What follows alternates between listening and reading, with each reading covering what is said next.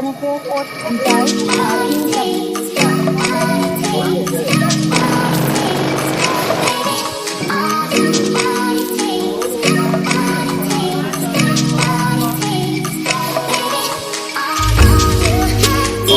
Hello' আমি এতিয়া আছোঁ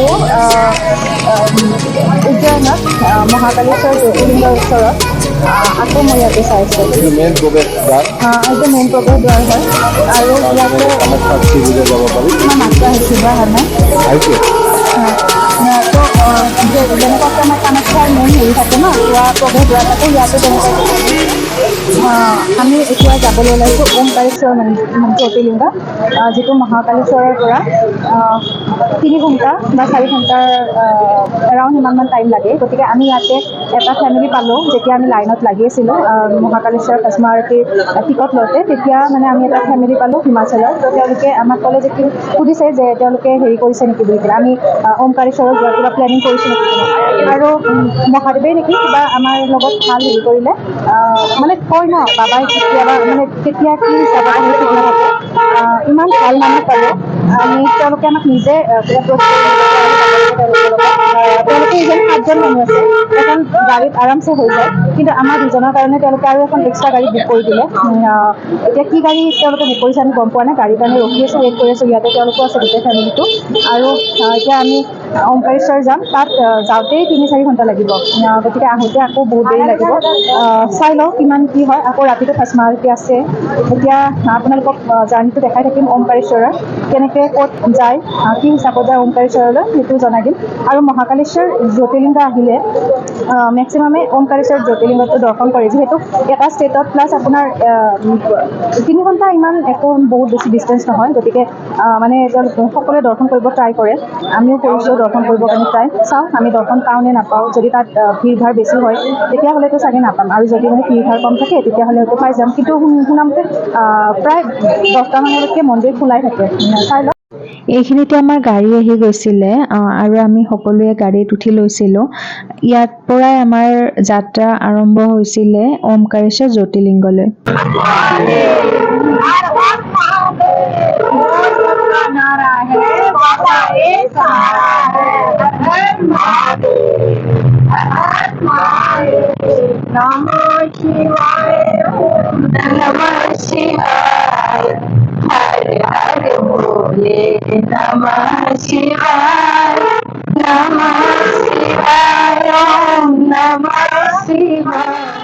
আৰু এইটো যিটো তেওঁলোকে গান গাই আছে এইটো তেওঁলোকৰ নিজৰ জাগাৰ মানে নিজৰ অঞ্চলৰ তেওঁলোকৰ লোকগীত বুলি কোৱা হয় মানে আমাৰ অসমীয়াৰ যেনেকৈ লোকগীত থাকে অসমীয়া লোকগীত তেওঁলোকৰ সেইটো এটা লোকগীতৰ ভিতৰত পৰে আৰু এনেকৈ আমি শুনি কিনে গৈ আছিলোঁ আমাৰ ওমকাৰেশ্বৰ জ্যোতিৰ্লিংগলৈ বুলি কিনে আৰু এয়া চাওকচোন চাৰিওপিনে কেৱল খেতি আৰু এয়া তেওঁলোকে কৈছে যে ঘেঁহুৰ খেতি আৰু ইয়াৰ পৰাই আটা বনোৱা হয় আৰু তাৰপিছত মই একো ভিডিঅ' নকৰিলোঁ গোটেই ৰাস্তাত একেবাৰে শুই পৰিলোঁ এয়া আমি ওমকাৰেশ্বৰ আহি পাই গ'লোঁ ৰাস্তাত ইমানেই শুলোঁ আৰু গমেই নাপালোঁ মই কেতিয়ানো আহি পালোঁ 3 ঘণ্টা 1 ছেকেণ্ড এতিয়া 4টা বাজিল আমি ওলাইছিলোঁ 12টা 12:30 মানত ওলাইছিলোঁ আমি মাজত ৰাস্তাত গাড়ীখন অকণমান কিবা ৰখিলে কিবা পুলিচৰ চেকিং আছিলে সেইখিনি মিলাই কিনে আমাৰ ইমানখিনি টাইম গ'ল এতিয়া আমি যাৰ লগত আহিছোঁ আমি যিটো ফেমিলিৰ লগত আহিছোঁ সেই ফেমিলিটোৱে কৈছে কি নৰ্মদা নদীত গা ধুব চাই লওঁ মই নুধু মই এতিয়া ডিচিশ্যন লোৱা নাই হয়তো হাজবেণ্ডে ধুব পাৰে মই একেবাৰে এতিয়া মই টোপনি নিচাতে আছোঁ কিবা অকণমান পানী চানী খাই লগ পাইছোঁ আপোনালোকক নৰ্মদা নদীৰ তলত যিবিলাক আপোনাৰ শিল পোৱা যায় সেইবিলাকত কোৱা হয় যে কি সকলো শিলতে ভগৱান মহাদেৱৰ বসতি আছে বুলি কিনে আৰু এইবোৰ যে দেখিলে আপোনালোকে বহুত ডাঙৰ ডাঙৰ লিংগবিলাক সেইবিলাক নৰ্মদা নদীৰে হয় আৰু তেওঁলোকে ধুনীয়াকৈ নদীৰ পৰা উঠাই আনি কিনে মানে এই অঞ্চলৰ মানুহখিনিয়ে উঠাই আনি কিনে ধুনীয়াকৈ সেইটো পলিচ কৰি কিনে সেইটো বজাৰত বিক্ৰী কৰে কোৱা হয় নৰ্মদা নদীৰ প্ৰতিটো শিলতে ভগৱান মহাদেৱৰ মানে নাম থাকে। তো সেইটো কাৰণে তেওঁলোকে জনবিশ্বাস এটা আছে তেওঁলোকৰ ওচৰত, আৰু সেইমতে তেওঁলোকে বিক্ৰী কৰে। একেবাৰে সৰু এটা আপোনালোকৰ লিংগৰ পৰা আৰম্ভ কৰি কিনে একেবাৰে বহুত ডাঙৰ লিংগলৈকে তাত পাই যাব। কিন্তু এটা কথা, সেইটো লিংগ আপোনালোকে ধুনীয়াকে ঘৰৰ ভিতৰত ৰাখি থব পাৰিব। মানে কিছুমান লিংগ কোৱা হয় ন, শিৱলিংগ ঘৰত ৰাখিব নালাগে বুলি কিনে, ঘৰৰ ভিতৰত ৰাখিব নালাগে বুলি কিনে। সেই কিন্তু আপোনালোকে নৰ্মদা নদীৰ যিটো লিংগ পোৱা যায়, যিটো পলিচ কৰা লিংগ পোৱা যায়, সেইটো আপোনালোকে ঘৰত ধুনীয়াকে ৰাখি থব পাৰিব। মানে সৰু লিংগটোৰ কথা কৈছো, সেইটো আপোনালোকক মই পিছত জনাই দিম যে কেনেকুৱা লিংগ আপোনালোকে কিনিব। তো সেইটো লিংগ কিনি কিনে আপোনালোকে ঘৰত ভিতৰত ৰাখিব পাৰিব। ডাঙৰ লিংগটো অবভিয়াছলি ৰাখিব নোৱাৰে, যিটো এতিয়া অলপ আগতে দেখিলে বহুত ডাঙৰ ডাঙৰ কিছুমান থাকে। কিছুমানে কিনে সেনেকুৱা লিংগৰ কাৰণে বোলে তাত যায়, আমি যিমান দূৰ গম পালো। এইটো আমাৰ সন্মুখত আছে নৰ্মদা নদী, আৰু এইটো নৰ্মদা নদীৰ যিটো ঘাট হয় সেইটো ব্ৰহ্মপুৰী ব্ৰহ্মপুৰী ঘাট। ইয়াত আপোনালোকে নাও পাই যাব, আৰু নাৱত যেতিয়া যাব তেতিয়া আপোনালোকে গোটেইখিনি দৰ্শন কৰি ল'ব পাৰিব। আমি এতিয়া গৈ আছো তললৈ। একচুৱেলি কথাটো কি হ'ল, ইয়াতে গা ধোৱাৰ কথা আছিলে, কিন্তু গা ধুই কিনে জেণ্টছখিনিয়ে বাৰু পাৰিব, কিন্তু আমি যিখিনি লেডিজ আছোঁ তো সেইখিনিৰ কাৰণে অকণমান চাগে প্ৰব্লেম হ'ব, কাৰণ ইয়াতে চেঞ্জিং ৰুম মই দেখা নাই। বাকী চাই লওঁ তেখেতসকলে কি কৰে, আমাৰ লগত যিটো ফেমিলি আছে তেখেতসকলে কি কৰে চাই লওঁ। মই ইমান নৰ্মদা নদীৰ বিশেষত্ব জানা নাছিলোঁ, কিন্তু তেখেতসকলৰ মুখৰ পৰা গম পালোঁ। আমি যেনেকৈ কওঁ গংগাত স্নান কৰিলে আমাৰ সকলো পাপ কটা যায়, সকলো দুখ দূৰ হয়, তেনেকুৱাকৈ নৰ্মদা নদীতো স্নান কৰিলে সকলো পাপৰ পৰা মুক্ত হোৱা যায়। গতিকে মন আছিলে, এতিয়া চাই লওঁ। ইয়াতে আমি এখন নাও ঠিক কৰিলোঁ। এই যে ল'ৰাজন দেখিছে, এই ল'ৰাজনে নাওখন চলাব। আমাৰ ভয় লাগিছিলে ল'ৰাজনে পাৰিব নে নোৱাৰিব, তথাপি বাবাৰ নাম লৈ কিনে আমি নাৱত উঠিলোঁ। ইয়াতে এখন নাৱত 10জনতকৈ বেছি ব্যক্তি বহিব নোৱাৰে, আৰু প্ৰত্যেকজন ব্যক্তিৰ বিনিময়ত 100 টকাকৈ লয়। আমি 9জন আছিলোঁ, গতিকে আমাৰ পৰা 900 টকা লোৱা হৈছিলে। আৰু আমি নাৱত উঠি কিনে গৈছিলোঁ ওমকাৰেশ্বৰ মন্দিৰলৈ। প্ৰথমতে আমি ওমকাৰেশ্বৰ নহয়, আমি নাগৰ ঘাটলৈ গৈ আছোঁ, যিটো ঘাটত তেওঁলোকে গা ধুম বুলি কৈছে।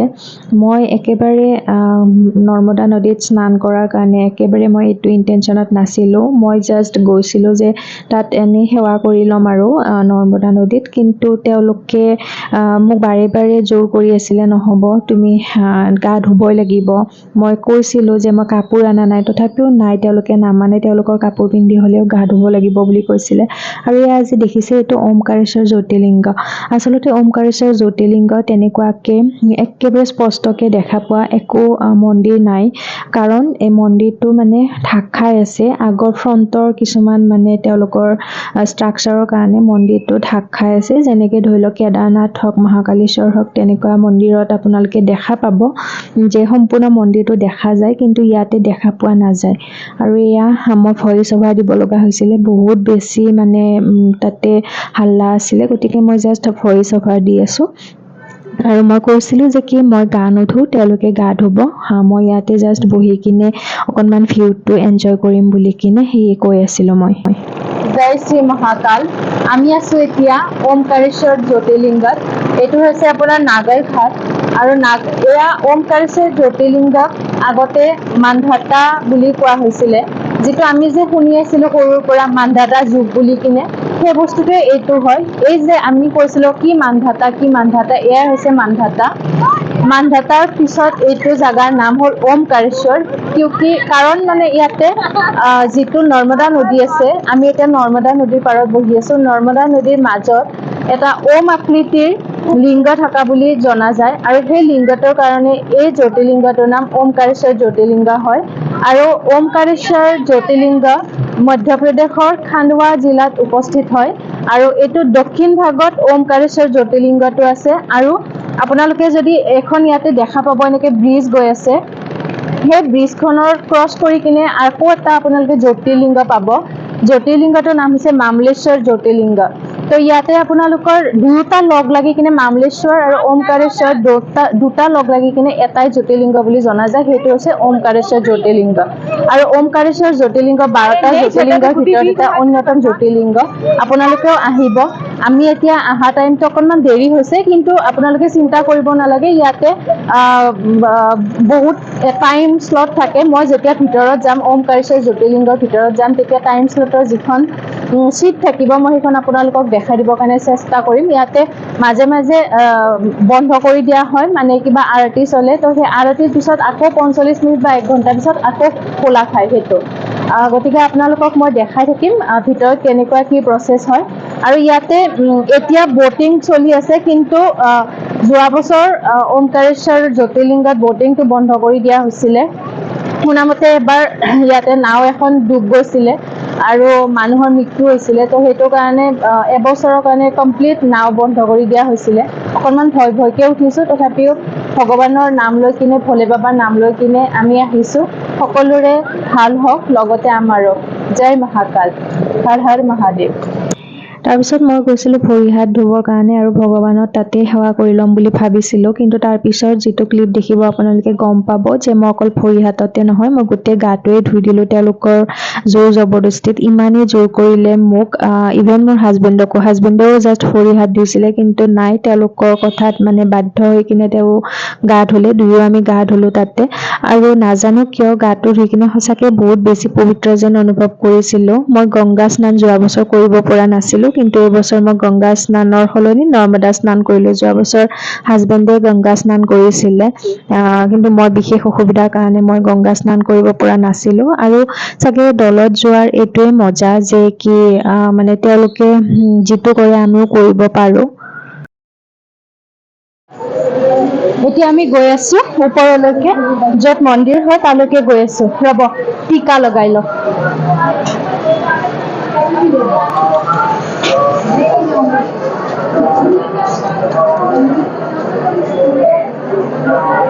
ভাবিছিলোঁ মই ভইচ অভাৰ নিদিয়াকৈ ডাইৰেক্ট ভিডিঅ' বনাম বুলি কিনে, কিন্তু ইমানেই হুলস্থুল যে কি মই ভইচ অভাৰ দিবৰ কাৰণে এতিয়া বাধ্য হৈ গ'লোঁ। আমি জোতা চেণ্ডেল থোৱা জেগাত উপস্থিত হৈছিলোঁ। ইয়াতে এজনৰ বিনিময়ত 5 টকাকৈ লয় জোতা চেণ্ডেল থোৱাৰ কাৰণে।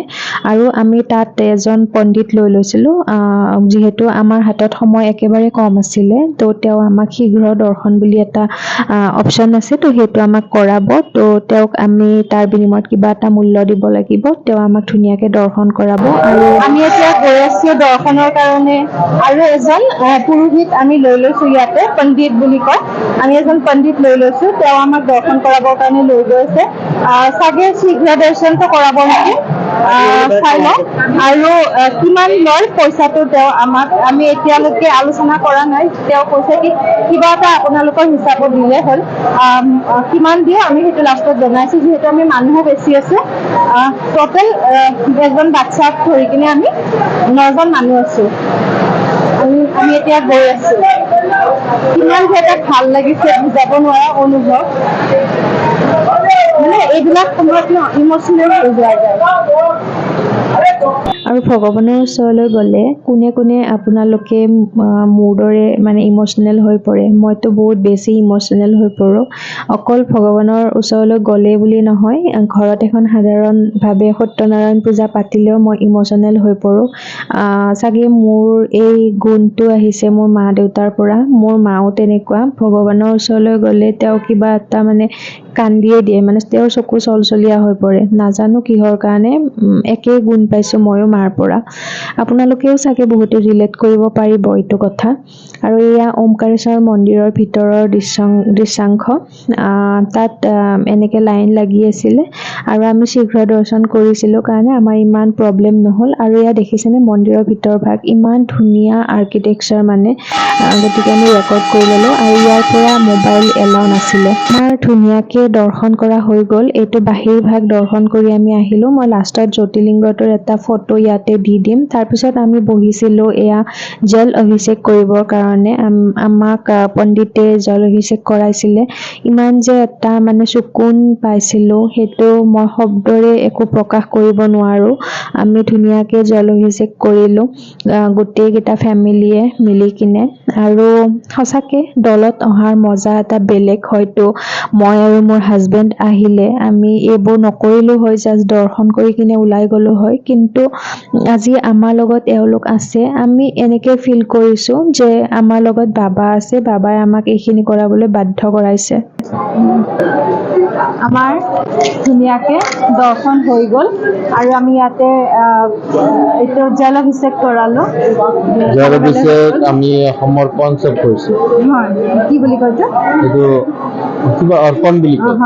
তো সেইখিনি গোটেইখিনি কৰিলোঁ। যিজন পণ্ডিতক আমি লৈছিলোঁ তেখেতে আমাক গোটেইখিনি কৰোৱাই দিছে আৰু যোনে যি মনৰ পৰা দিব বিচাৰে তেওঁ দিব কৈছিলে। তো গতিকে সকলোৱে কিবা কিবি এনেকৈ মিলাই কিনে দি দিছে আৰু অলপ আগতে যে মই কৈছিলোঁ এটা বুঢ়া আঙুলিৰ সমান জোখৰ এটা লিংগ কিনিব পায়, যিটো ঘৰৰ ভিতৰত ৰাখিব পাৰি। তাত আমি সকলোৱে এয়া কিনিলোঁ। কিনি কিনে আমি আমাৰ গাড়ী য'ত ৰাখিছিলোঁ সেইপিনে উভতি আহিছিলোঁ। তাত উভতিবৰ কাৰণে এনেকৈ ব্ৰিজখনৰ ওপৰেৰে আপোনালোকে আহিব লাগিব। এটা বহুত ধুনীয়া দিন পাৰ কৰিলোঁ আমি, নজনাকে নভবাকে।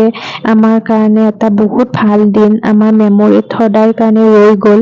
আৰু কেতিয়া আহোঁ ইয়ালৈ একো ঠিক নাথাকিব, কিন্তু মানে যিটো আজি আমি ফিল কৰিলোঁ, যিটো আজি আমি পালোঁ, সেইখিনি আমাৰ কাৰণে সদায় চিৰস্মৰণীয় হৈ ৰ'ব। আৰু এইখন যে ব্ৰিজ দেখিছে, এইখন ব্ৰিজ দেখি কিনে আমাৰ মনত পৰি গৈছিলে ঋষিকেশলৈ কিনে। কোনে কোনে ঋষিকেশ গৈছে কমেণ্ট কৰিব। আৰু এনেকুৱা একেবাৰে দেখাত হয়নে ৰামঝোলা লক্ষ্মণ ঝোলা। আৰু এয়া মই ভাবিছিলোঁ মোৰ মাইক্ৰফোনটো মানে অন হৈ আছিলে কিন্তু নাছিলে। মই তেওঁক সুধি আছিলোঁ যে কি আমাক লগ পাই কিনে আপোনালোকৰ কেনেকুৱা লাগিছে। তেওঁৰ ৰিপ্লাইটো ইমান হাৰ্ট টাচিং আছিলে ন। তেওঁ কৈছিলে যে কি আপোনালোকক আমাৰ কাৰণে বাবাই পঠাইছে, গতিকে আপোনালোক আমাৰ কাৰণে আজি দিনটোত কেনেকুৱা আমি বুজাব নোৱাৰিম। ছেইম ফিলিং আমিও কৰিছিলোঁ, ছেইম ফিল হৈছিলে আমাৰো। আৰু এয়া উভতনি পথত আমাৰ গোটেই চাৰিওপিনে এইবোৰ যে দেখিছে ওমকাৰেশ্বৰ মন্দিৰৰ এয়া মাৰ্কেট এৰিয়া হয়। ইয়াতে আপোনালোকে বিভিন্ন ধৰণৰ বস্তু কিনিব পাৰিব। আমি পিছে একো কিনা নাছিলোঁ, যিহেতু আমাৰ ইমান প্ৰয়োজনো নাছিলে এনেকুৱা বস্তুবিলাকৰ।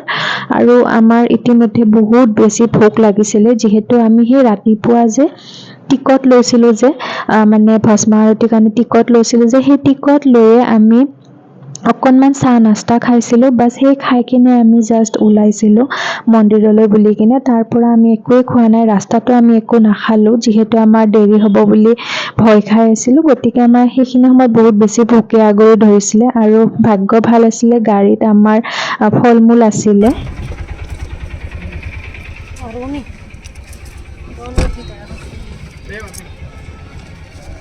मैडम के साथ आ जाइए, कोई दिक्कत नहीं। सबको दे देते हैं थोड़ा। महादेव मासी ये लीजिए, थोड़ा थोड़ा सबको दीजिए, फिर मुझे दे दीजिएगा।